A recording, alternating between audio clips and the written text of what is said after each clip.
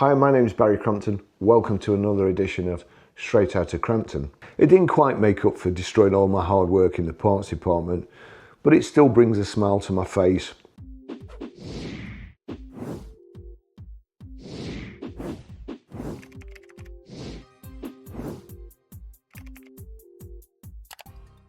This vlog is called Light-Fingered Staff, Page 3 Models and the Lancashire Evening Post. My dad worked at a big firm not too far from our garage.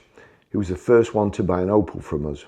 He became the proud owner of an Opel Kadett B, and soon a few of his mates followed suit and converted to the indestructible tanks that were German engineering at its best. Our partsman knew my dad by sight, but he didn't know his colleagues. And when a couple of them had told my dad that they'd been to buy parts from our parts department, and the partsman had told him that they should have rung, as he just happened to have that particular part at home in his garage, and he could have sold it to them cheap.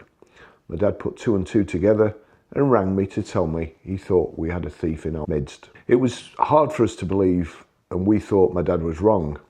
Our partsman was in his 60s, and he looked like Mr. Magoo. We all knew him, and as far as we knew, he was doing a good job.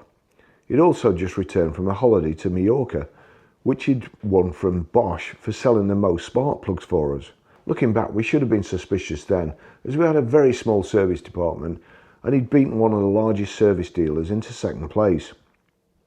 Mr. Magoo wore the lab coat style overalls, and even though he didn't really get dirty, he used to change them every day and take his soled coat down to his car, and he always did this just after dinner.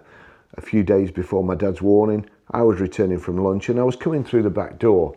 As usual, I was rushing about like a bull in a china shop, and I bumped into Mr. Magoo and sent him flying. He dropped his lab coat and several boxes of spark plugs fell on the floor. Quickly he said, "Oh, I have misfire on my car and I'm just going to put new plugs in while I'm on my dinner hour." Never crossed my mind that this wasn't the truth, and he was actually stealing them. I wanted to give Mr. Magoo the benefit of the doubt, and I didn't want to confront him, as he was a good partsman. Neither did I want to upset him and have him walk out, but I needed to know if we could trust him. Armed with our old Quality Street tin, the tins then, which was full to the top with all the old spare keys that had never been given to the customers. I went to his car. It wasn't long before I'd opened his boot with one of the keys, and right in the middle was his lab coat. His lab coat was full of stolen parts. My illegal search wouldn't have stood up in any court, and knowing my luck, I'd probably have got sent to prison for breaking and entering. The other side of the coin was that the parts department was upstairs. It was freezing, and there were spiders the size of tarantulas up there. I knew I'd be left to fill in until we found a replacement and train them. I didn't want that. We called Mr. Magoo into the main office, and he confessed immediately. His excuses were that he was getting divorced, his son wasn't well, etc, etc.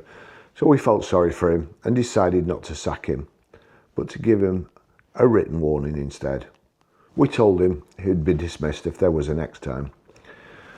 We had a typewriter for official documents, but I wished we'd given him a verbal warning. As I couldn't type to save my life, neither could any of my bosses.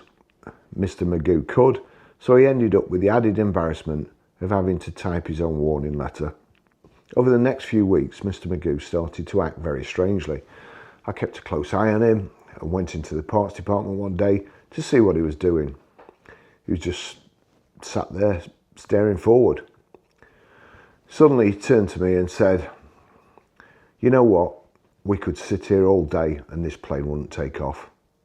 I didn't know a lot about mental illness or how to deal with someone who had it, so I told him that all flights had been cancelled and he may as well go home. He was off for several months with his health problems.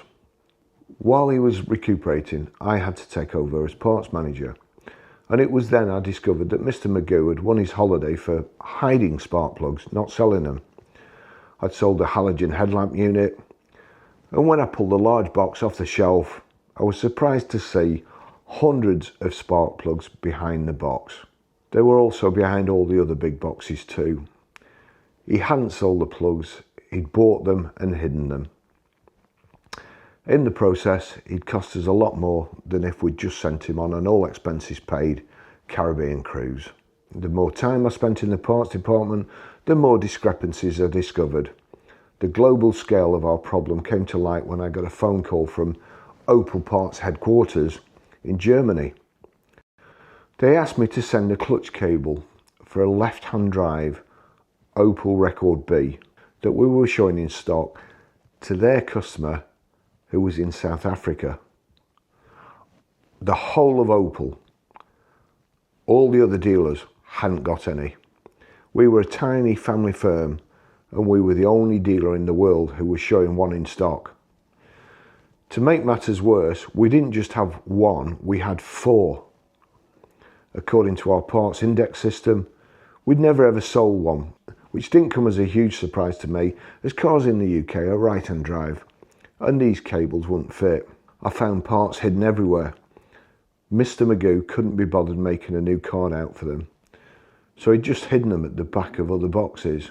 We had no record of what we had actually got, and it was down to me to sort it out. The only way I could be sure of finding every part was to empty everything off the shelves and carry out a detailed stock check before replacing them in my newly configured map reference system. Sometimes we'd struggled to find parts in the past that we actually knew we had, but each shelf in our 7 rooms was now numbered and lettered as grid references. I could walk to within a foot of the parts. The task was costing me money. I'd been working every day for at least 6 weeks in the parts department, but because I was paid commission on any cars I sold, I was losing out as I was upstairs and not getting to see any customers. Fortunately, the end was now in sight. All the parts that were left on the floor were the ones that had been hidden and the ones that we had no stock cards for and we didn't know we had, and therefore would never be able to sell them. However, I'd run out of time. It would take me another couple of days to finish the job, but I hadn't managed to complete the task before my yearly pilgrimage to the south of France for my holidays. I left strict orders not to move anything. I also put a big sign with a skull and crossbones on saying, "Do not touch or else." 3 weeks later, I returned from my holiday and I walked into the parts department to finish the job. The floors were empty. I knew that no one else would have done the job for me, so I flew down the stairs to find out what had happened. It transpired that my boss's wife had occasion to go into the parts department. Her daughter had been upstairs to get a headlamp bulb for a TR7 and had seen a girly calendar on the wall. It wasn't mine, no customers could see it, it was behind the office door, and even though it was nearly a full-time job for us all keeping her TR7 on the road, she never missed a chance to drop us in it if she could. She'd grassed on us to her mum. She was a lovely lady but very straight-laced and old-fashioned. As soon as she heard about the smut, she'd marched upstairs and ripped the calendars off the wall.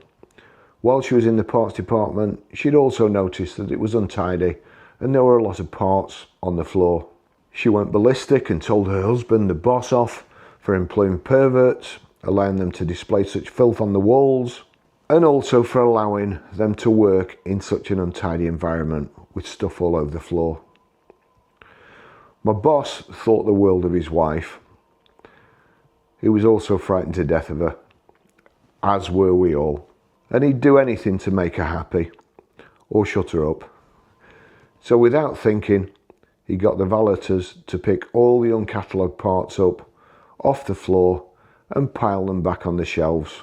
Then they had to search the garage, destroying anything that had scantily clad women in. My 6 weeks of grafting in the parts department was undone in a few minutes. We were back to square one, and that's where we stayed. There was no way I was going to do that job again, and everybody else was too lazy. Weeks had passed, but I was still furious with my boss and his wife. Although my boss was a great character, lovely guy, and I'd been working for him since I was 12, he could never remember my name. So instead, he'd taken to calling me Walt. He could remember Walt for some reason. He also had another annoying habit. He'd go home early, but every night he'd wait until the Lancashire Evening Post newspaper was delivered and he'd take it with him before I'd had a chance to read it. The Lancashire Evening Post was normally printed in broadsheet format, but coincidentally on Friday night it was reduced to the exact same size as the intellectual masterpiece that was the Sun newspaper. I saw my chance to teach the boss a lesson. I intercepted the paper boy at the end of the forecourt, raided the mechanic's supply of well-hidden Sun newspapers, and replaced the inside local news stories of the Lancashire Evening Post with a collection of topless pictures of all the young ladies who'd posed naked and who wanted world peace, to travel and loved animals. Then I placed the doctored newspaper on the showroom floor as if the paper boy had just delivered it. That night my boss sat down after his tea to relax and read the newspaper. When he opened it, he was unable to believe his own eyes. He flicked through the pages like a man possessed. Beads of sweat formed on his forehead, and he went into a blind panic as he tried to think how he could explain the collection of naked pictures to his wife. He knew that she would want to read it next, and then he'd be in trouble. Apparently he almost ran to the bin, tore the paper up into tiny illegible pieces, making sure that even Warren Beatty couldn't recognise any parts of a woman's anatomy. He buried all the LEP confetti with his bare hands right at the bottom of the rotting garbage which was in the bin. Then he went to the petrol station up the road to buy a new copy, so his wife wouldn't be suspicious. It didn't quite make up for destroying all my hard work in the parts department, but it still brings a smile to my face when I remember and think about him walking to the front of the showroom, picking the LEP up, checking through the contents of the newspaper every night before he took it home. Then he'd look then he'd look back at the office to see me grinning back at him. Thanks for watching. See you in the next video.